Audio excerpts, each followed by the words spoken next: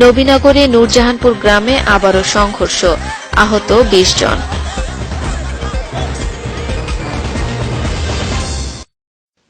ব্রাহ্মণবাড়িয়ার নবীনগর উপজেলার বরিকান্দি ইউনিয়নের নূরজাহানপুর গ্রামে বৃহস্পতিবার দুপুরে আবারও এক সংঘর্ষের ঘটনা ঘটে।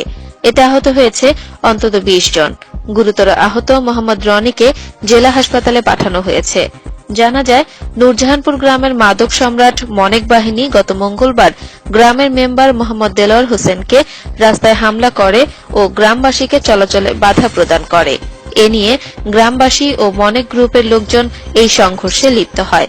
উল্লেখ্য, 2014 সালে মনেক ও গ্রামবাসীর সাথে চামড়ার ব্যবসা ও মাদক বিক্রিতে গ্রামবাসী বাধা দিলে উত্তেজনা ছড়িয়ে পড়ে।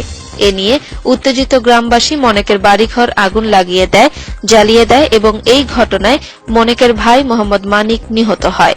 Salimganj police camp in charge SI Mohammad Golam মোস্তফার নেতৃত্বে ক্যাম্প পুলিশ নিয়ন্ত্রণে আনে। সহকারী police super Chittaranjan Pal, Nabinagar circle ও নবীনগর থানার ওসি তদন্ত মেজবাউদ্দিন আহমেদ ঘটনাস্থল পরিদর্শন করেন। মোহাম্মদ সেলিম রেজার তথ্যচিত্রে তানজিনা আক্তার, নবীনগর.টিভি।